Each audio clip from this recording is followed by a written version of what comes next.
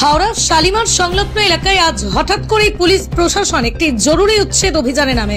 সূত্রের খবর যে জমিতে উচ্ছেদ চলছে সেটি পোর্ট ট্রাস্টের মালিকানাধীন এবং বিষয়টি বর্তমানে আইনি বিবাদের মধ্যে। 7 জুডিস স্থানীয় বাসিন্দারা অভিযোগ করেন পূর্বে কোনো নোটিশ দেওয়া হয়নি। দুপুর 1:30 নাগাদ পুলিশের একাধিক দল এলাকায় পৌঁছে লোকজনকে সরিয়ে দিতে শুরু করে।